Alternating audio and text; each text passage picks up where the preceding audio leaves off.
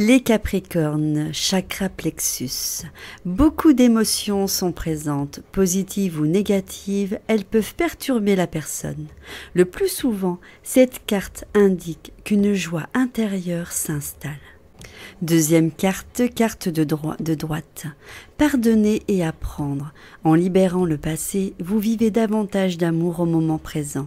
Les anges de l'amour ont entendu votre désir d'un amour plus grand et ils vous offrent cette carte comme conseil. Ils voient que votre cœur peut donner et recevoir la joie de l'amour en dépoussiérant le passé. Les anges savent que vous avez déjà été blessé et que vous craignez de l'être à nouveau. Cependant, vos défenses créent des barrières qui empêchent l'amour d'entrer dans votre vie. En guérissant votre passé, vous cesserez de le recréer. Après tout, vous attirez à vous les situations et les relations qui vous rappellent ce que vous avez déjà connu, parce que c'est le premier outil de la guérison. Pour accéder à un schéma relationnel plus sain, il est nécessaire de vous désintoxiquer de toute la colère, des accusations et du ressentiment que vous avez conservé. Cela comprend aussi de vous pardonner à vous-même. Si vous faites appel aux anges pour leur demander de vous aider à libérer votre passé et guérir, ils allégeront votre fardeau afin que votre cœur puisse s'élancer vers le bonheur. On continue avec les Verseaux, carte 47, fécondité. Cette carte représente la fécondité au sens large, la naissance d'un bébé, celle d'un enfant de lumière, comme un livre, un film, une activité ou toute œuvre dont vous seriez l'auteur, un projet qui ne demande qu'à grandir.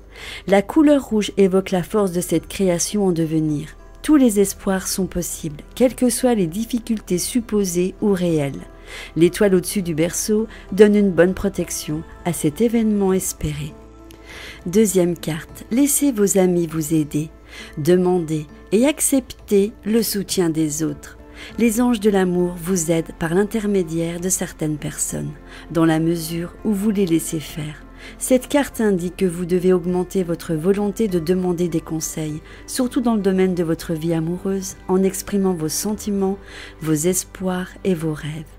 Laissez ensuite les autres vous aider. Ils vous offriront peut-être leur soutien et leurs conseils. Peut-être connaîtront-ils un partenaire potentiel pour vous dans leur entourage. Cette carte est le signe que vous pouvez bénéficier du bon temps passé avec vos amis. Si vous êtes déjà en couple, votre enthousiasme sera ravivé par les sorties régulières avec eux. Célibataire, le temps que vous passerez ensemble vous sortira de la maison et renouvellera votre énergie. Vos amis vous feront peut-être rencontrer un merveilleux partenaire amoureux ou une partenaire amoureuse. Et on termine avec les Poissons, carte 17, le savoir. Cette carte représente les personnes érudites, les professeurs, les étudiants, les écrivains. Elle fait référence aux connaissances universelles, à la magie du verbe et à ses bienfaits lorsqu'elle est bien utilisée. Elle nous parle de spiritualité au sens large, dans une recherche de la vérité, loin des illusions. Cette carte de l'intellect pur relie à notre ressenti et à notre mental, à notre ego, ce qui donne une vision déformée du monde dans lequel nous évoluons. Grande capacité de discernement, c'est en unissant ces connaissances à son cœur que vous acquériez le véritable savoir,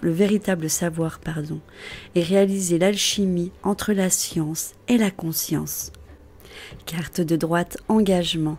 Votre vie amoureuse s'élève à un niveau supérieur d'engagement. Félicitations. Cette carte signale une future union qui commence par des fiançailles romantiques. Même si vous n'êtes pas actuellement dans une relation, les anges de l'amour envoient une à l'horizon.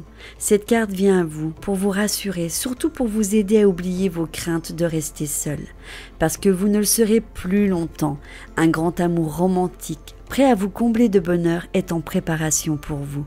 Le sens profond de cette carte reste l'engagement. Vous vous engagez d'abord à prendre soin de vous. Vous établissez des frontières entre ce que vous voulez et ce que vous refusez dans vos relations et dans les autres domaines de votre vie, comme la carrière, la maison, le style de vie par exemple. Puis vous respectez vos engagements envers vous-même en entreprenant des actions décisives, en disant aux autres ce que vous pensez vraiment de leur comportement. Quand vous vous respectez, l'univers vous envoie des expériences supplémentaires d'engagement amoureux dans la promesse d'un mariage. Voilà, l'horoscope complet du mois d'août est donc à présent terminé. Si cela vous plaît et que vous souhaitez que je le fasse pour chaque mois, je vous invite à me le dire en commentaire. Je vous embrasse et je vous dis à bientôt. Vous aimez ma chaîne ? Je vous invite à vous abonner, c'est gratuit. N'oubliez pas de cliquer sur vous inscrire, d'activer la petite cloche pour recevoir mes vidéos. Mettez-moi plein de petits pouces vers le haut.